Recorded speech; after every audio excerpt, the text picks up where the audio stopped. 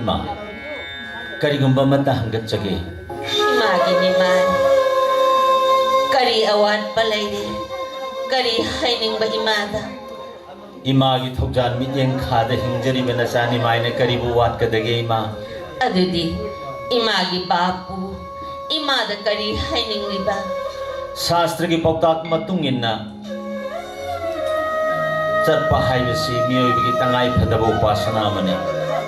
कनागुंबना परलोक फंख्रबद श्रीधाम गयागी ब्रह्मकुंडद मागी दमक पिंडकत पीनब कनागुंबा अमत लैजदब महाकुंड लाइबक थीब लैती चुम्मी नंग ना हाइरिबदो मधुमक शास्त्रकार पुम्नमक ना हाइने मचा मोइना नंगिदी पितृ पिंडदान हाइबसे सत्कर्म हाइबदो अदुगा इमा जगत सिदा मपागी सेवा मतो लोमजब ngamba mama gi amrita gi laman singjaba ngamba macha kana su leiti mama mapa na macha gi damak wabi khibagi laman bukaram na singba ngamjaga dagi ima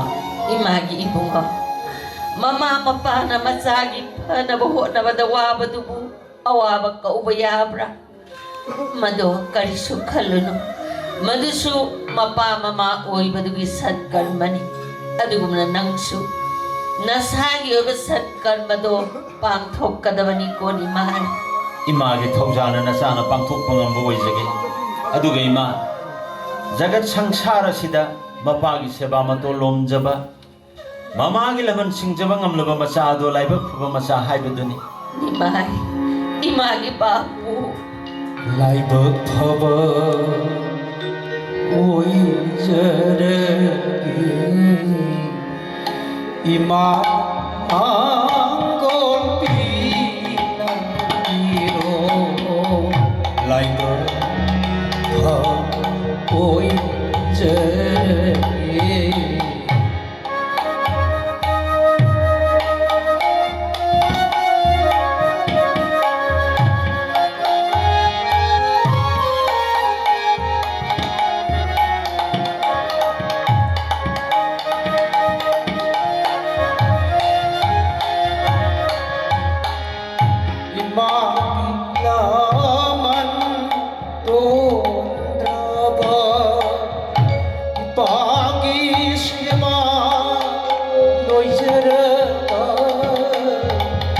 Macha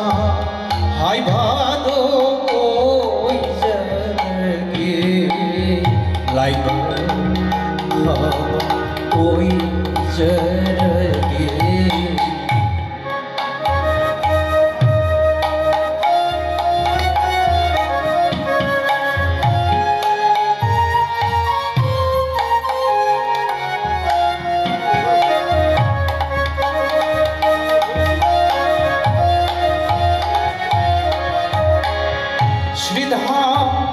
गयाद सचरुगे पितृपिंदा कचरुगे ima bhagavan da katpadi mapan naidi leijadabana chaina thamoi singna lei mana matang tulasi patra matang hai masunga matang kachagado bhagavana soidana penbigani Govind न पामदी प्रेम भक्ति निने मा भक्ति न बोला ओई जतुना गुरु तरबो कचरुगे इमा इमा मांगोली ना हीरो लाइबो ओई जरगे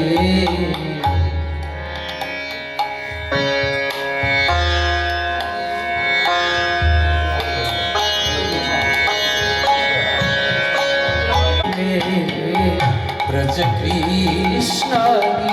अंग कांतिनो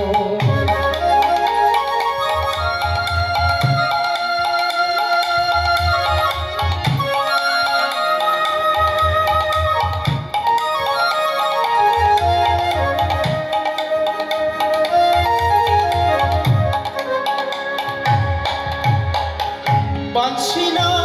राधा राधा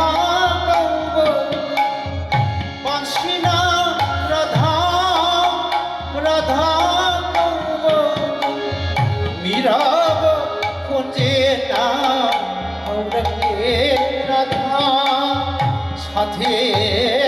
आओ थेक तू न ले ले साथे आओ थेक तू न ले ले थेक तू न ले ले थेक तू न ले ले सिपात मुली होली कोई निकले सिपात मुली होली कोई निकले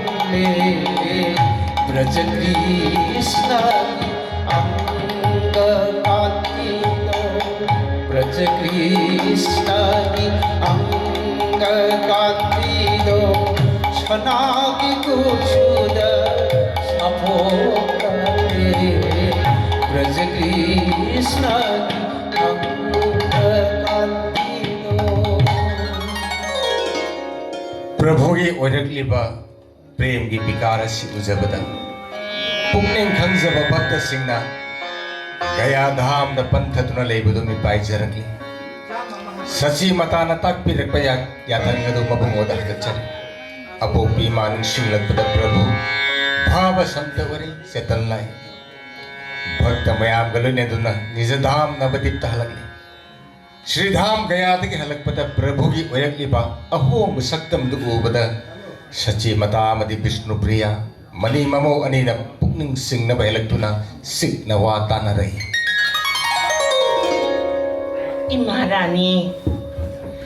इमारानी स्वामी की भासना सिबु ननाइन उजबदा हंदक मरक असे महौसादगी यामना तोंगानबा मवोंग अमदा लैबगुम उजैमा विष्णु प्रिया चुम्मी इमा सुसिंगनरिबनी मान भक्त मयाम गलोइनना नगोर कीर्तन कोइचत चटपसिदी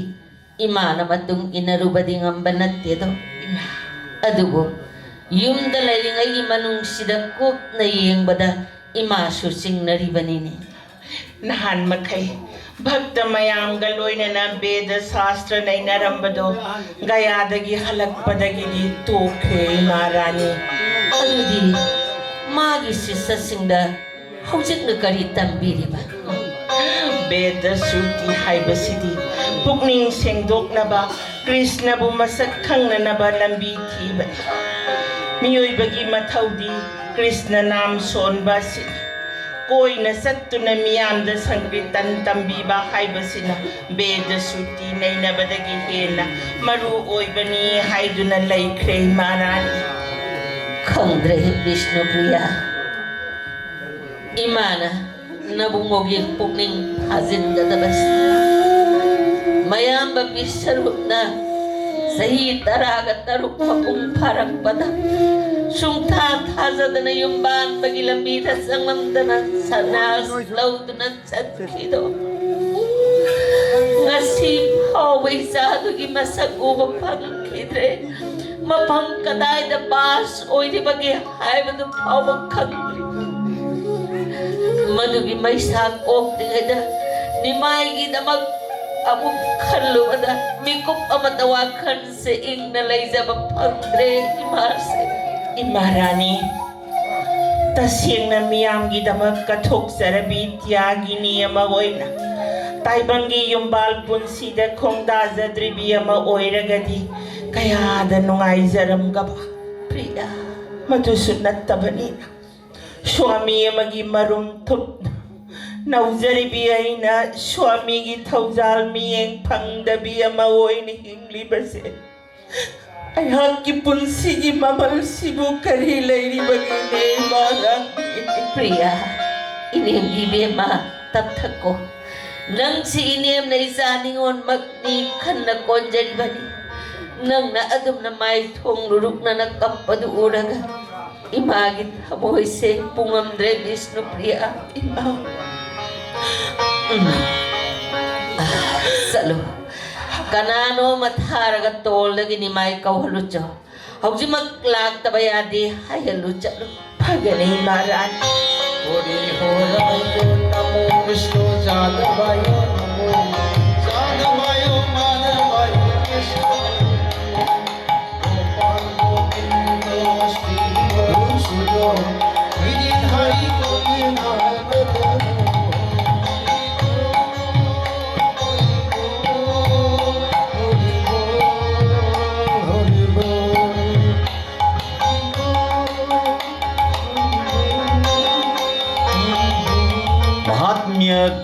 पूर्वस्त सुदृढ़ सर्वतोऽधिक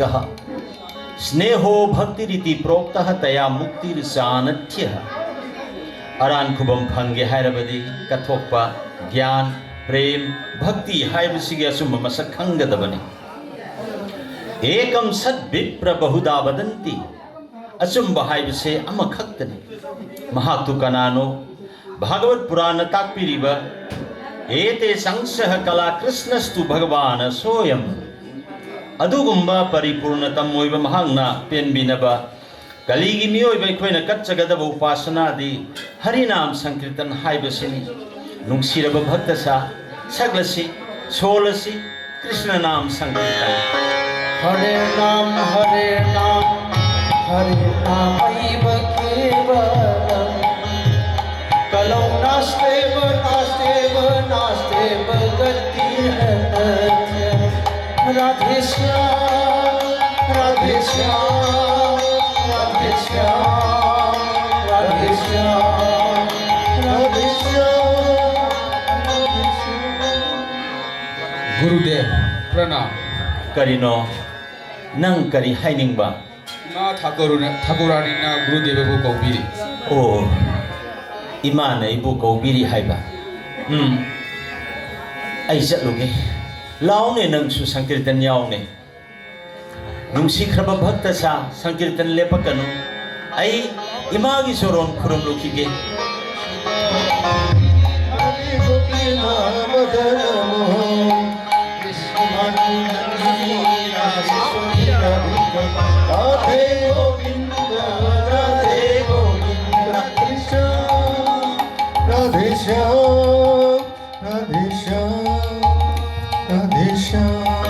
इमा नचाना सोरोन खुरम जरी Nimai, lau, imawa karahangge nangonda. Ngasidi, nangi pukninggere pawakal do imada minamda na seng na hayo. इमा नसागी पुनिंग अरे पोवखल हाइबिरि बेदुबु करिबुनो इमा Nang, sahi kunga mari khaptangai riba ngang oiragasu, Bharat bhumi asda nimai pandit hai na khangnarabani. Nangonda imana karishu takningai leite. Ima kawi guru gi magun nang nakanglibaduni. Ima di tirthapum namak imasak ni hai na sastra na lauri baduni. Adugumdi ima kawi guru gi mapam da minambawa hai be aron. Ngasidi nangi pukningi aseng bawakal ima da seng na hai do kadabani ima hini mahai. इमा हंगबिगदब वाहंगदुदि हंगबिदना पाउखुम हाना बिजौ ताकपिरिबसिबु करी करब पाउखुमनो नसाना इमादा हंगच्चगदोरिबसि सही न लेपतना तान सिलक पदगी शोसान घाट यौगदब कुई सिलक त्रबी नमालु क्राबी आई मुहंदोक लमलगा सही तराग मापल खतंगाई जरीबी नौ जरीबी विष्णु प्रियाबु थादोक लमलगा अशुक नहावरी बनंग न सन्यास धर्म लौगदौरे हाइबसी सेंग न खुमुई मागिनी माई नंग त सेंग न लेपदबरा अंगक पोवानी इमा मधुबु इमादा नबदिबासी कनाना हाइबगी मधुगिरे इमाना अदु खैरांग लेबिरमबदि इमागिनी माई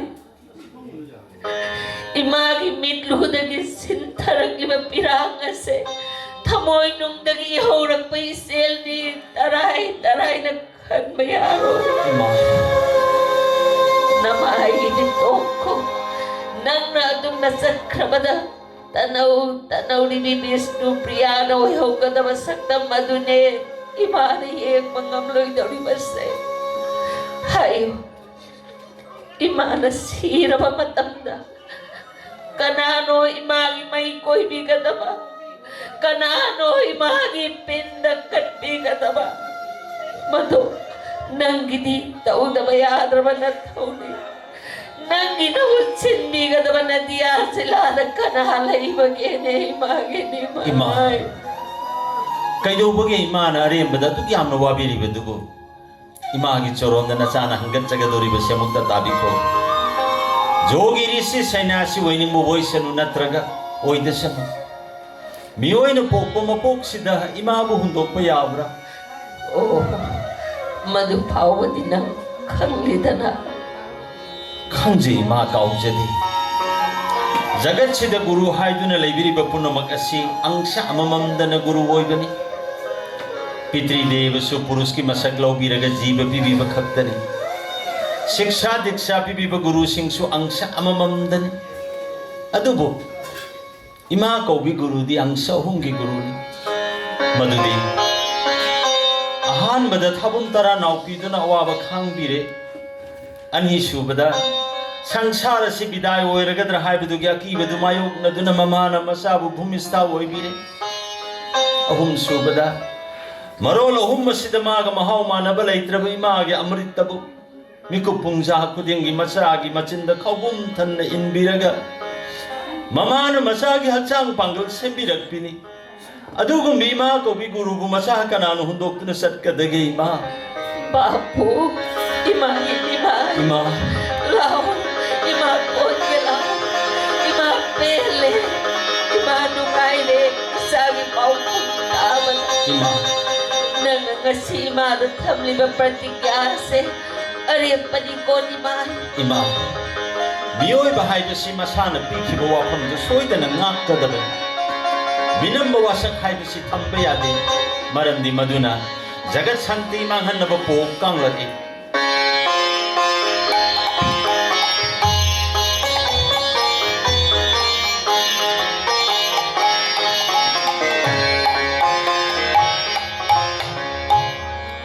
असुमना प्रभु न ममा ससिबु भाव शांत ओए शांत दास सख्य वैशला मधुर संपक मंगा आसिगे मनुंगदा अमलोखलगा परमेश्वरबु उपासना कच्चबगी महेदो कली जीवदय खंगन बिरम लगे लोइनना प्रेम भक्ति की असुंब मसक करीनो हायबदु ताकपीरम लगे खंदुना ममा ससिदा भगवान कृष्ण की ध्यान करम न कच्चगनी हायबदो तंबीरी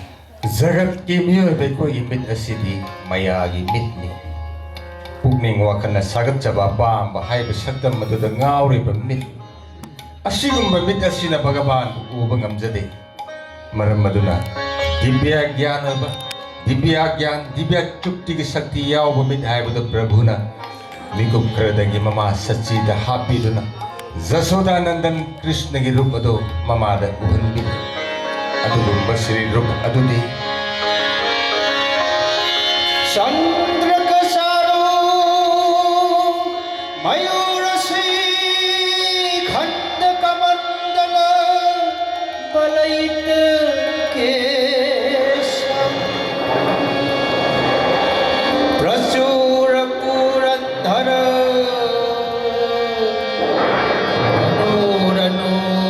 ranjita Vidura mudhira sudesham Kok thakta wa hongi surana leiteng ba hutta bashi pai ba sathek ahumda Srimati Radhika gi yetalle piba adugum masaktam mado ujjabada sasita kurani tanik na haijarakle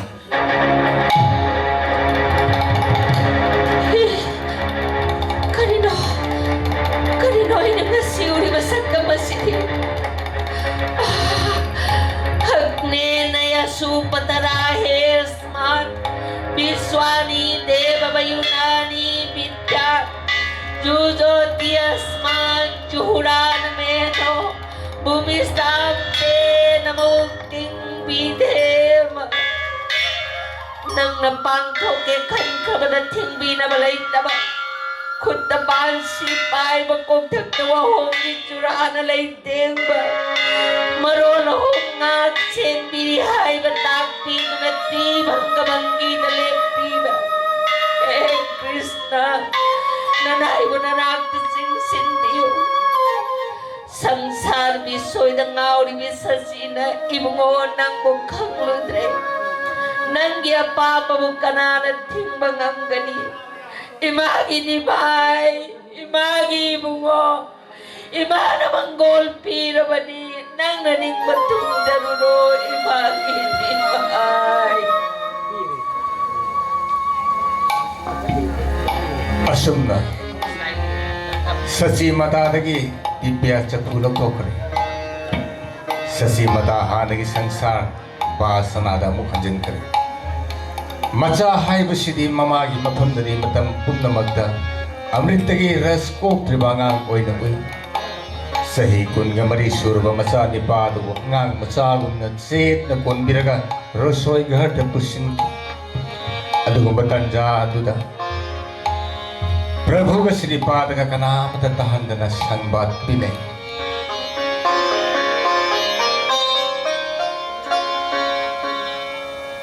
Sripada miyoibana matam mo ngaigadabani adubu aidi matam na ngaiduna leire ay ngasi sanyas dharma chatlagi hamna dai sing hapada ising ado hek haido khibaga ising hirik amata thamna adu da bahuk da bugum adugum laduna nang di maya sangsara sida lak da busu maya sang da tippiya oiba tmaduni adugum laba param purush nahagna sainasi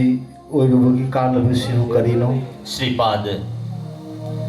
Kali kauba matam masida sanyas joga sina khwaidagi athoibani haiduna miyamda tambigadoriba akhoi anina hana sainasi oidragade kanana akhoi bu thajaduna tung inbirakadori adudi ai su yauna satpada matarabra nati maya gi sangsar da laglabani na hak su maya bhokhra dangdi phangdaba yade maya na khudum chankhrabi ima amadi Vishnu priya gi wadaba ngamdi maramaduna Sripadana matam khradang konthana badipta laibi hau ima amadi Vishnu priya gi mabungning phathabiram Prabhu Bhakta Singaloina na numidangi bhojan lokali Simban thongdadi nokmi na uhanti adubu thamoi nungdadi awaba wakhalgi thak hauri ima kaubi guru na thamoi da khudum na surduna ibu waro gadaba Vishnu priya na kai na mai na chaktu na kapcha hogadaba adubu mangoina na lepkhrabani na ai sattabadi yade Tumnamang se khallubada Prabhu safam takpam khangdi sakhom amani lakut lagat tokre soyon senjada lengsin na bahut kari matam nasida sachirani na Vishnu priya da takpire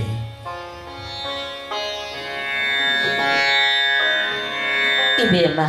Ima, Vishnu priya Imarani. imawa hagi siksina tau ko Takpiyo Imarani. Kari takpigadaba. ibema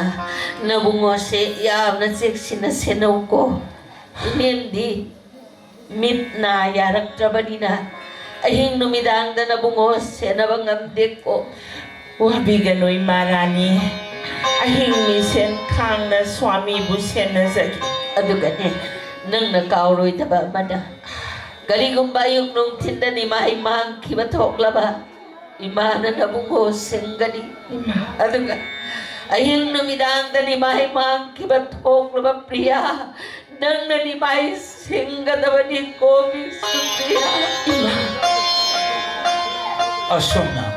sasi matagi haklabayatang purag na Vishnu priya Prabhu gi soyon kakkada sangjari awabawa kalgi polong ubada kong thangba thuksedarbi Vishnu priya thamoy gi masak puraba awaba konthok na mabungoda hanggatsari